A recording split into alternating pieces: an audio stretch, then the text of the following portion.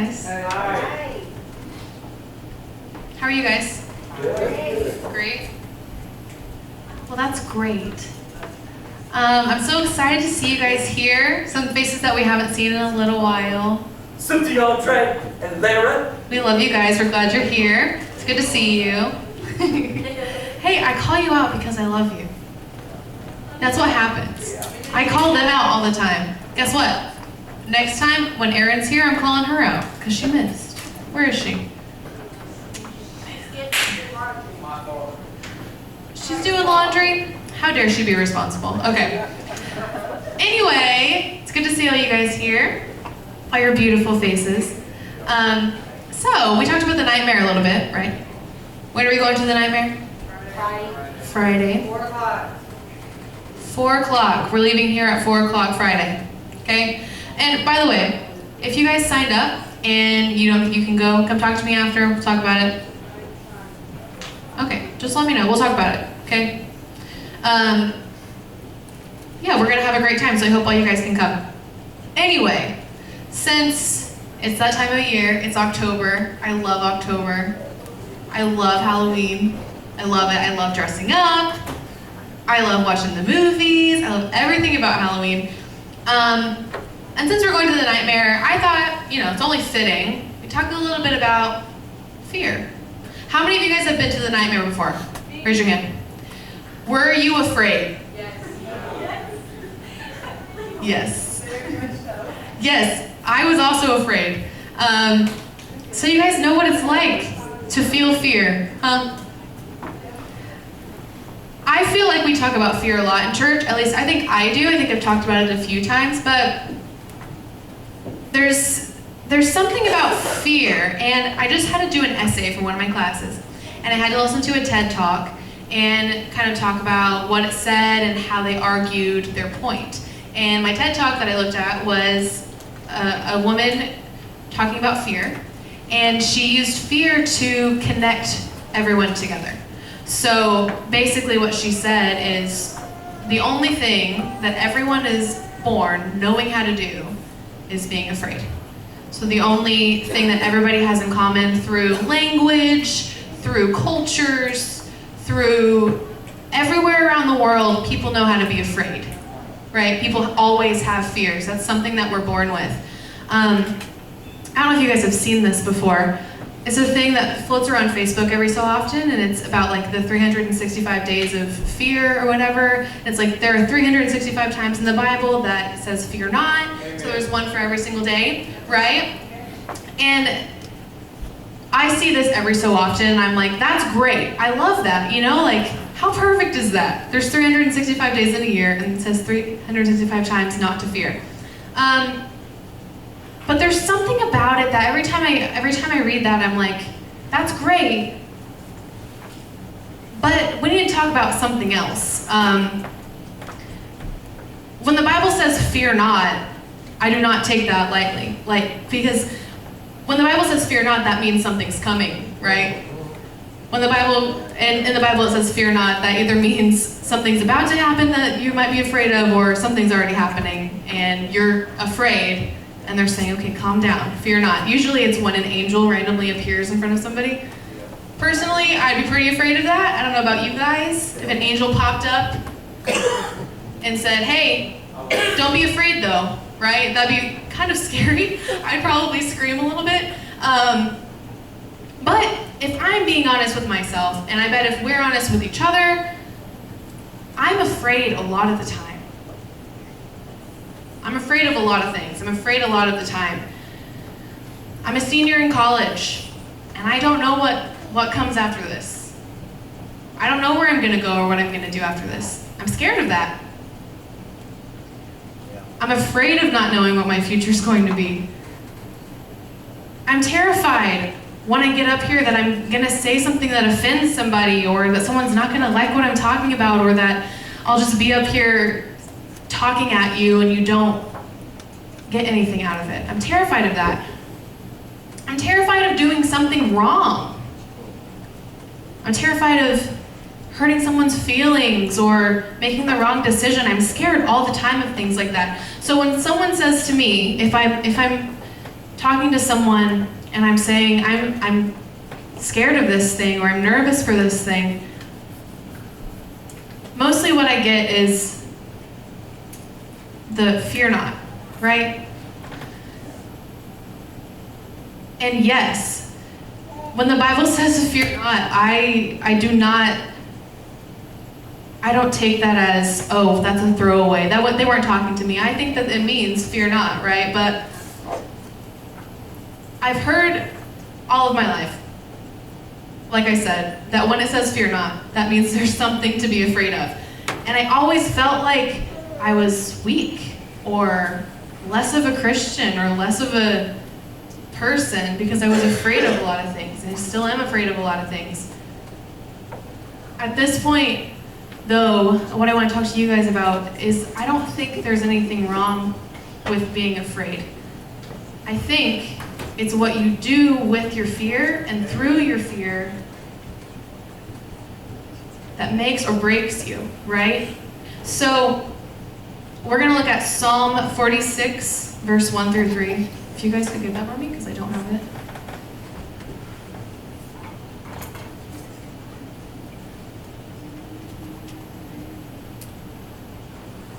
Okay.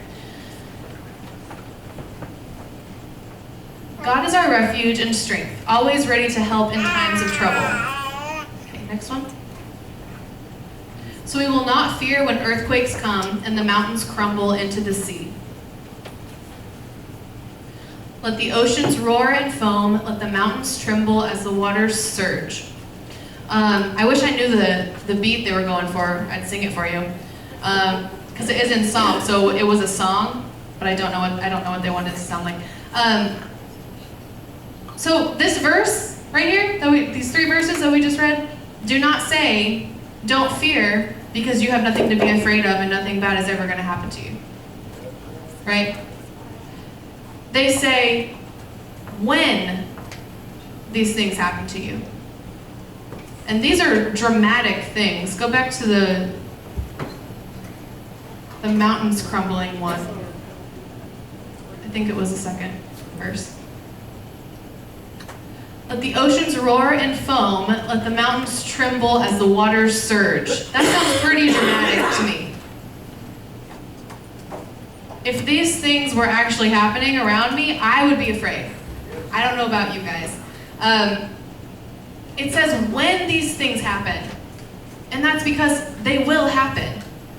Things will happen in your life that you're afraid of, that you're not ready for, that you don't know what's going to happen next. And sometimes you will be afraid. God knows that there are things that we're afraid of in life. Why else does he say fear not so many times in the Bible? To people. It's just people, right? People like us. A lot of our fears are for good reason. There's a good reason to be afraid of the future, right? There's a good reason to be afraid of, am I going to reach my full potential? Or am I doing what I'm supposed to be doing? It's a good reason to be anxious and afraid for that. We aren't supposed to go through life never being afraid of the things that get thrown our way. So God doesn't expect us to walk through life and hit a trouble and not feel that fear inside of us. It's instinct. Automatically we're afraid, we're worried, right? So we shouldn't pretend like we can do that either. That's what I want to get to is, I think we've spent so much time pretending that everything is perfect, that when things aren't perfect, we don't reach out for help. We don't come to the altar for help. We don't talk to people. We don't tell people we're afraid, or we're worried, or we're depressed, or we're scared. Because good Christians shouldn't be those things, right? No. People are those things. And Christians are people. And I'm sure you guys know how hard it is to feel like you're sitting in a room surrounded by people who have everything going right for them, and you feel like you're falling apart. It's difficult to talk to someone about your problems when you think they're perfect. When the only thing they've ever shown you is everything's perfect, I've never been afraid, I've never been worried, I've never been scared, I've never been lonely. Not to mention, on the flip side of that, it's tiring and it's draining to put that mask on every single day. Yet we do it all the time.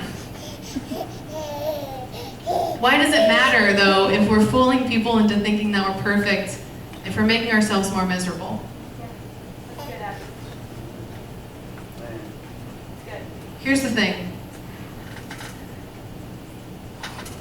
We have to stop, as Christians in the church, who come to church on Wednesday nights when nobody else does, we have to stop modeling that behavior. Because guess what? The people that are following us, they're saying, okay, when I'm a Christian, I will not be afraid of anything. Nothing bad will happen to me. I will have everything going for me. And I don't need anyone's help. Because that's how we live our lives. I'm not saying everyone. I'm talking about myself. So you guys don't have to say, that's not me. That's cool. If this is about me. We're going to face struggles. We're going to face struggles every single day. We're going to be afraid of things. There are things, I don't know if you guys know this, there are things that we can't control. That's scary. It's scary to know that anything can happen in an instant and you have no control over it. It's scary to know that if you make the wrong decision, what if you can't go back and fix it? Those are good reasons to be scared. It's not bad to be scared of those things.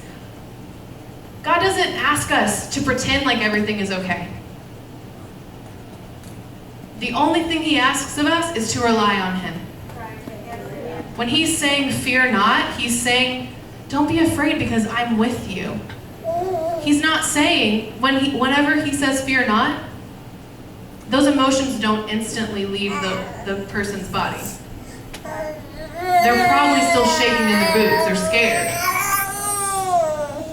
God is asking us to rely on Him. When we take our fear and our worry and we give it to God, it doesn't mean that we don't feel it. It just means that we know He has the answers.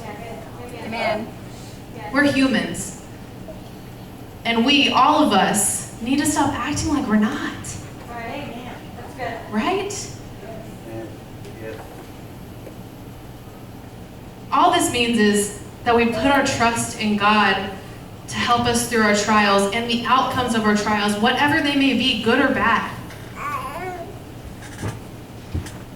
We have to stop pretending and start giving everything to God. Because, at least for me, it feels like when I'm afraid and I'm saying, okay, I'm giving it to God, that means stop being afraid, push those emotions down, don't tell anyone about it, don't tell anyone you're struggling because you've given it to God, right? But isn't that pretending in and of itself? Right. Yeah. I'm not saying it's with bad intentions. I'm not saying that everyone does this. I'm just saying that I do this, right? And I can't be the only one. Maybe I am. We have to stop pretending. If we want our church to grow and if we want to have a connection with a church family that helps each other, if we want to connect with the people that are not here, with the people who think we're perfect so they don't want to come in and tell us their problems, we have to stop pretending. Right. Good. We shouldn't have to pretend with one another. Right. We should be able to talk to each other, to help each other through our problems and our trials, no matter what they are. So, I just want to leave you with this. You can't do it on your own. It's very hard. And I'm not just talking about you and God. I'm talking about without other people. It's really hard. It's hard to not have anybody to talk to. It's hard to not have anybody to keep you accountable or to give you advice. It's very difficult. So don't try to do it. This is not myself. Don't try to do it.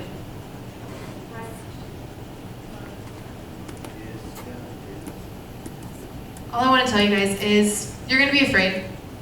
Everybody's afraid. Everybody gets these feelings that we think we shouldn't have as Christians. This sad, depressed, lonely, afraid. All of these things that have really bad connotations, right? They sound like things that if you're a Christian you shouldn't feel, but we do feel them. And all I want to tell you guys is give it to God. Tell somebody, talk to somebody about it.